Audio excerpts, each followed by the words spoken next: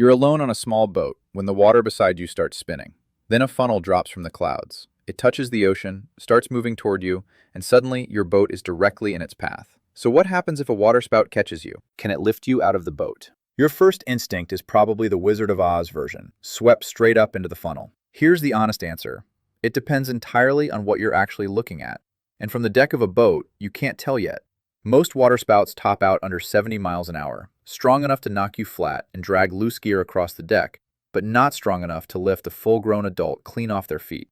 The human body is simply too heavy relative to its surface area for winds in that range to carry it any real distance. But a smaller number of waterspouts are something far more serious, an actual tornado that happens to be sitting over water instead of land. Those carry the same wind speeds that have been documented lifting people off the ground entirely during land tornadoes. In the most extreme cases, people have survived being carried hundreds of feet and set down alive, though plenty of others haven't been so lucky. Same funnel shape, completely different math.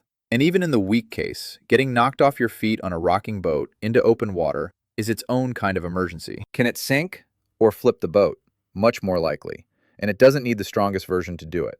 A fair-weather waterspout can go from a dark patch on the water to a fully formed funnel in as little as 10 minutes, moving at maybe 10 to 15 miles an hour, which sounds slow until you realize that's barely more warning than the time it takes to read this sentence out loud a few times. In one widely shared video, 2 Florida fishermen steered their own boat directly into a forming waterspout just to see what would happen. It tore their deck hatches open and shoved the boat off course far harder than they expected. In 2023, a waterspout struck a tourist boat off the coast of Thailand hard enough to capsize it completely, leaving 2 passengers missing. The water right around the base of a waterspout doesn't just spin, it churns, chops, and can build small, chaotic waves in every direction, on top of the wind itself trying to push you over. Meteorologists actually have a name for the visible cascade of mist and spray whipped up around the base, the spray ring, and it can be wider than the funnel itself, which means the danger zone around a waterspout is usually bigger than it looks from a distance. Experienced storm chasers who spent years around tornadoes on land have said outright that treating a waterspout like a thrill ride instead of a genuine storm is exactly how people end up in the water they were just fishing in. What happens if you enter the center? This is the part almost nobody expects. For a brief moment, the dead center can actually feel calmer than the wall of wind surrounding it. The same eye effect you'd get standing in the middle of a tornado, a strange pocket of near stillness inside something violent. But that calm pocket is an illusion, not a safe zone. It's moving, it's narrow, sometimes only a few dozen feet across, and it never holds still long enough to actually shelter in. Within seconds, you're back inside violent spinning wind on the other side, except now you're disoriented, soaked, spray stinging your eyes, and you've lost track of which direction land actually is. Can it turn into a tornado when it reaches land? Sometimes, yes. And this is exactly where the 2 types split apart for good.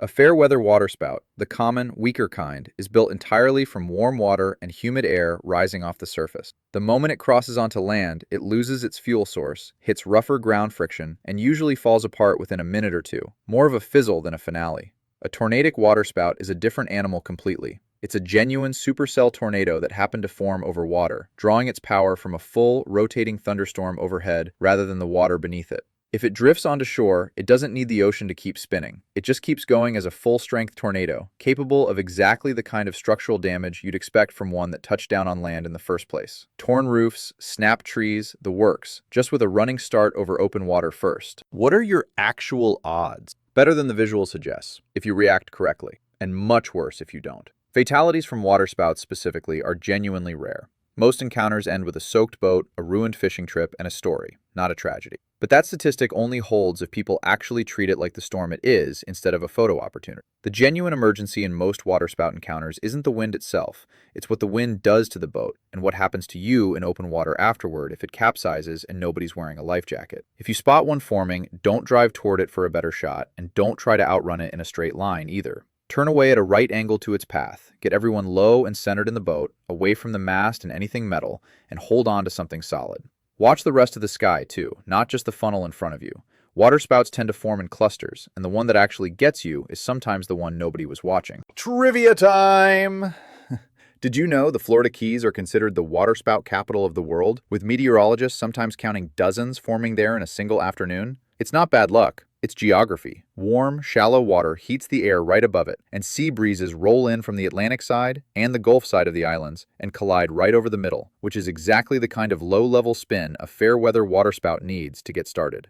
And here's a genuinely strange one. In 2018, a couple in California filmed an actual fire tornado from a wildfire drift out over the Colorado River and watched it transform into a waterspout in real time. The same spinning column switching fuel from flame to water without ever losing its shape. Two completely different disasters, wearing the exact same silhouette. So the next time the water beside your boat starts spinning, you already know the real questions to ask, and none of the answers involve sticking around to find out in person. Get away, get low, and let it spin itself out somewhere you're not. Stay safe out there, and until next time.